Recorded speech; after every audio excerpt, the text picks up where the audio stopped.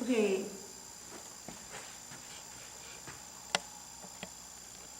So hello everyone. Today we're going to share with you about the course assessment. This is especially designed workshop for our faculty. We are going to assess our courses, whether or not our courses can reach to our institutional and program goal, and also the course learning outcome.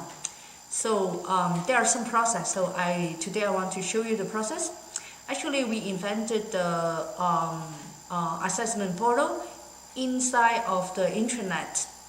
And if you go to the internet olivetuniversity.edu, you will find OUIAP. And if you click here, and you can log in. And then go to instructor here and choose your name. For example, I choose my name here, Rachel Mack, and I can choose one of my courses I did before. So actually this portal is a little bit complicated for the first learner. So we plan another thing for you in order to fulfill this work easily. We make a Google Sheet. So here is a Google Sheet, and you could find your name here, okay? For example, Grace Lee. You will find there is a page especially for you and your course. So when you input the data, just go to the Google Sheets and find your name and follow this example, and you can finish this work quickly. I think for the first time, maybe you will need more time, maybe around 2 hours. But afterwards, if you already set up for one course, for example, theological prolegomena, and you didn't change anything inside of that course, then in the second time you do the assessment, you can do that assessment within 1 hour. Yeah. So it's very important to set up this beginning, right? So I'm now going to explain to you why we need this assessment. Is it really only because of DEAC? All of us do not want to do the work just for doing some paperwork and some administration work, right? So I will explain to you why we need this assessment. Here is the assessment portal. So each of the course, we have the course learning objectives. Yeah, we call it CLO. And from here you can see our program goals. The program goals means, for example, we are teaching a Master of Divinity program. So for this big program, we set up 4 goals. For example, grow in likeness to Christ, right? The second, develop advanced knowledge of the Bible and theology within a historical context. Number 3, empty program goal. Number 3. So we have so many abbreviations, so you will need to adapt to this kind of abbreviation. Interpret contemporary moral and social issues by applying biblical and theological principles. Number 4, develop professional competencies, particularly in missions and church missions, because we want to train pastor and eligible minister. So the whole program, the goal of this whole program is to fulfill these 4 goals.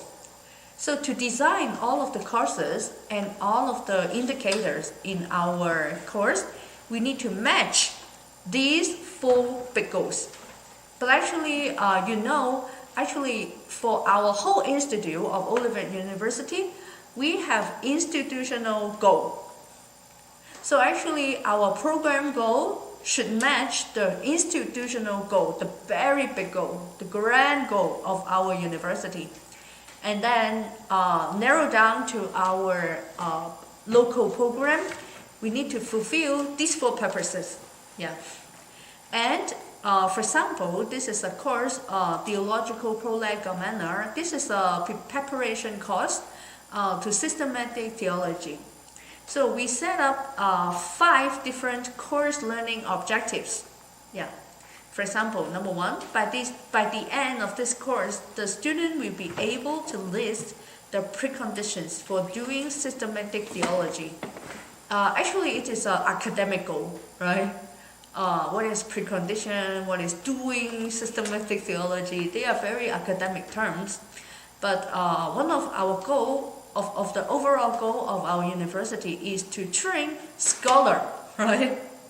We're going to train pastor, the practitioners, but at the same time, we are training scholars. So that's why we have this kind of course and teaching our students to be able to research and understand about the term that other people are using.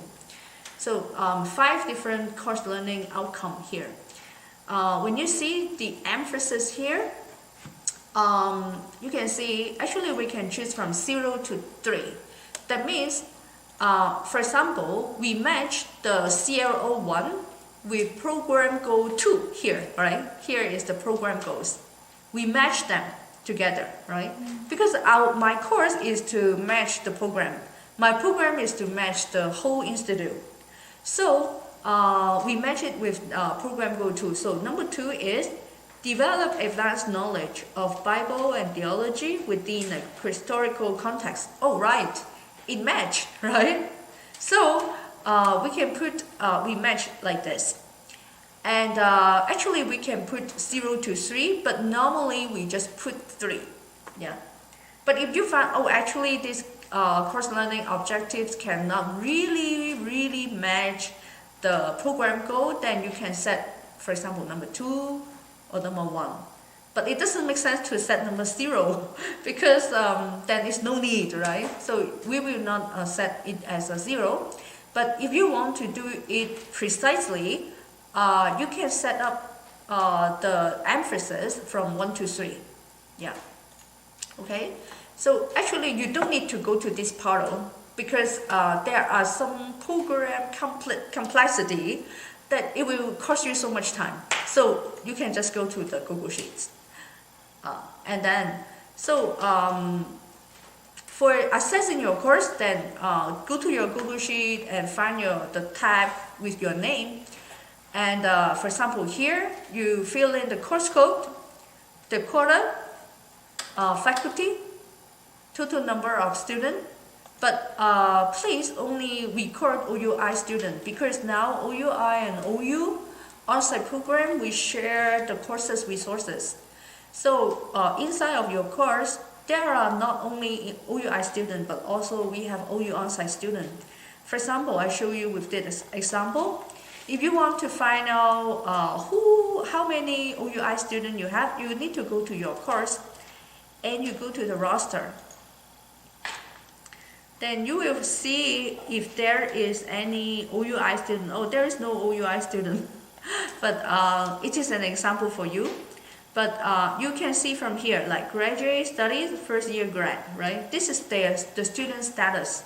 If they are OUI student, then there should be OUI. Yeah. So you can identify clearly and easily for your OUI student.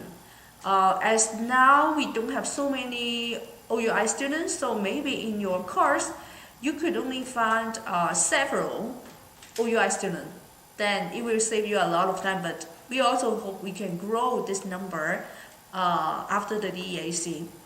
So just input how many people you have in this class, OUI student, and then total number of students who passed this session. So how can you know if they pass or not? If you're faculty, you will know well.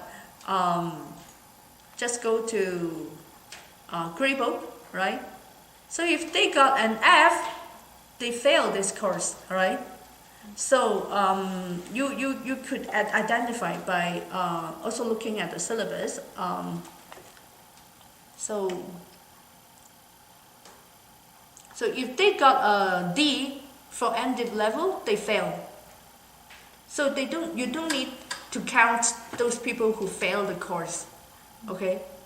So just input how many people finally passed your course. Oh, so poor, we have only 7 people pass this course. So we need to find out why they fail this course, right? And there are some reason. Because we will need to record the average number of reported log hours by those who passed. Because this is an online course, right? So the student will need to go to the Populi to study. So in the Populi there is a function to record how many hours, how many minutes you devote to study. So how to do that? Let's go to, let me see, reporting here. Okay, in the left hand side, reporting. Then you could find time tracking. Yeah, and you can choose the student who are OUI students. For example, I choose 3 students. You can choose according to their name because you already sort out who are OUI students. Okay, so I sort them out, and then I apply this filter. Okay, it should be any. Applied. Okay, so I will see when the student enter the Populi to study and how many hours they spent inside of the Populi here. Okay, so I will need to export this table. Export Excel file. Okay, so you will need to open it.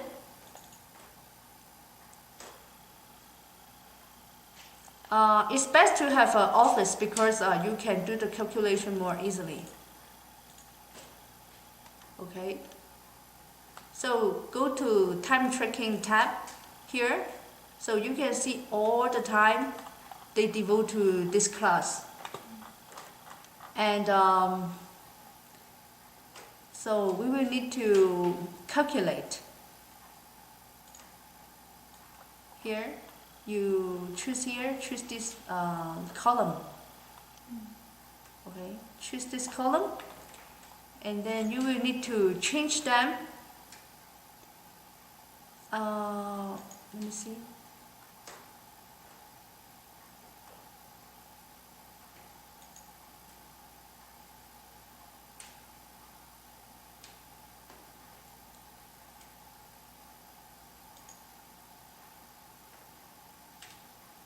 First, you need to change them to time, otherwise they will calculate right here. And after calculating the average time of reported log hours by those who passed, for this part, you should be reminded that you should add all the time. You should add all the time, login time of all the students.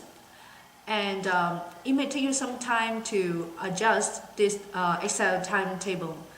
And after you add all the login time, you will need to divide it by the number of students of OUI.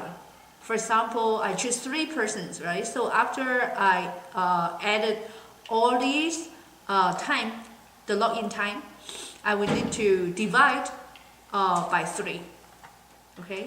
So after I divide it by 3, I will need to state the average number of reported log hours by those who passed.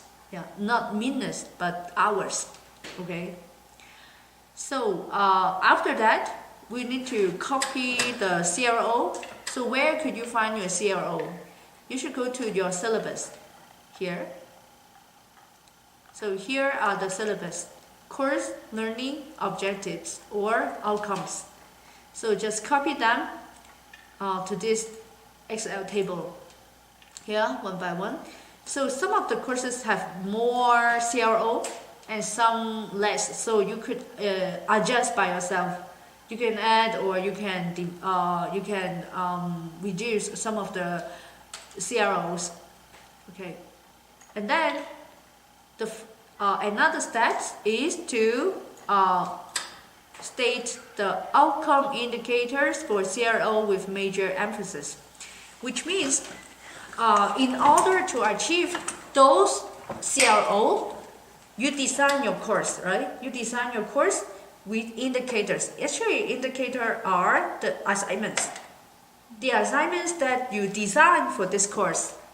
How can I achieve the purpose? For example, by the end of this course, the student will be able to explain comparing worldviews and their defectiveness in contradistinction to the decisive adequacy of Christian theism.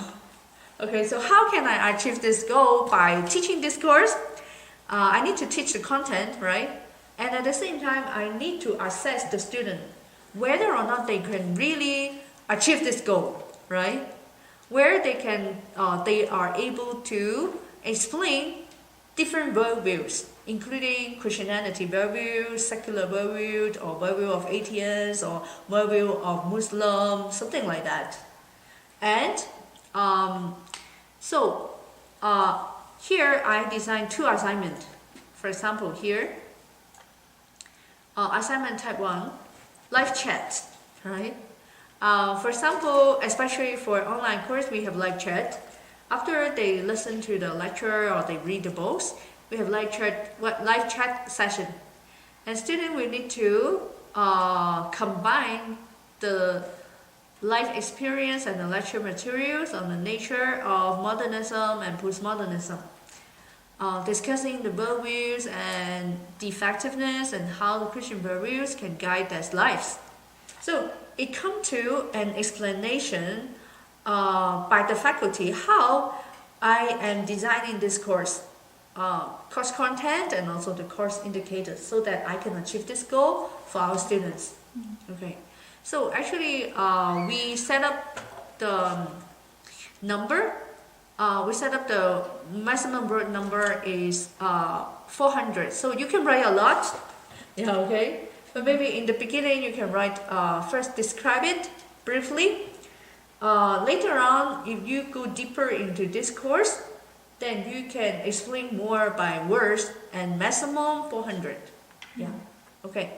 So, but here in this bracket, you will need to state how many people pass this live chat. It's not very easy, okay? It's not very easy, but how can you track this number? Let's go to the gradebook, right? Here, because we already set up the assignment here, so in the gradebook, you can see all the grade you gave to students, right?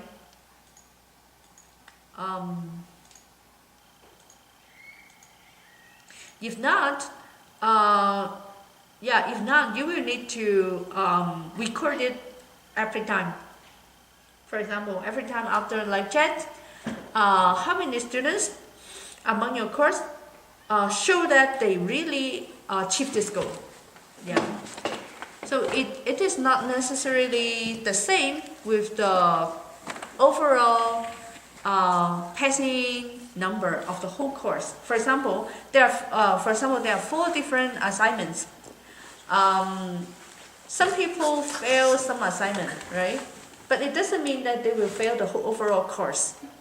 So sometimes they pass the overall course, but in some aspect they are very, very weak, right? Or they're very excellent in some area, right? So we will need to assess precisely. Yeah. But because this is the first time, I think you can do it as most as you can. Yeah. Maybe it's not 100% precise, but that is okay because this is our first time, right? So just approximately in your memory, and then from all the database you could find out and get the correct number and input this data in this assessment portal, Google Sheets. Yeah. And for each of the CLO, frankly speaking, if we do it really, really precisely, then to achieve one goal, I will need to have different assignments, right? To achieve one goal. So actually, this table should be assignment 3, assignment 4, assignment 5, right? But as this is our first time, I think we can do it briefly. But when you go deeper into this course, you can be more precise. And in this way, it can also help you to adjust your course, right? Oh, some assignment is useless because it couldn't achieve our goal, right? Then we will need to lose weight, right? Cut it, cut it, cut it, cut it. And after this assessment, we will also found, oh, our assignment cannot show us whether or not the student achieve a particular goal. Then you will need to think about how to complement it, yeah, and design in some of your assignment. So I will give you one more example. For example, in order to achieve CRO5, by the end of this course, the student will be able to utilize a sound theological method for arriving at the teaching of Scripture about the essential doctrines of the Christian faith. So how the student can, how we can see the student be able to utilize the theological method in order they can arriving at the teaching of Scripture about the essential doctrines of the Christian faith. So how can they utilize this theological method? Okay, so let's look at CRO5. So in order to achieve this goal, we designed Quiz 2. We require a student to choose a Bible passage utilizing 4 of the 9 steps stated in the lecture 3 to interpret the meaning. Yeah. So it is very particular, right? Pointing to how they can utilize the theological method. Actually, in that lecture, we teach about you will need to find out some historical explanation of one Bible passage. And also you will need to check the original meaning of particular words, for example, from Hebrew or from Greek. And also there are some different denominational understanding on one doctrine.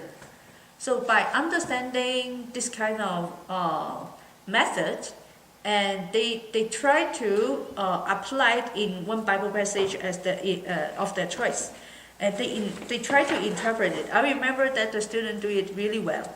Yeah. So I can also sort out how many people passed this question, right? In order to achieve that particular CRO5 of our course. Yeah. So after that, you will need to also state how many people passed.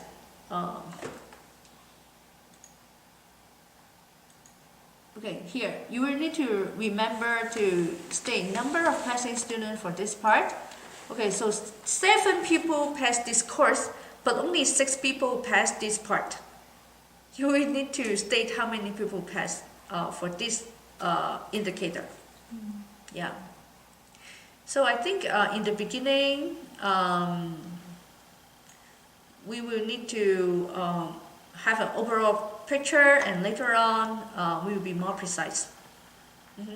So this is the work that I hope our faculty can help to finish by November 7th. And after that, our staff need to enter in this portal. But actually, for this portal, there are some we have some concern for the programming part. So it will take a lot of time for you. So you don't need to do that. We will do that. Yeah.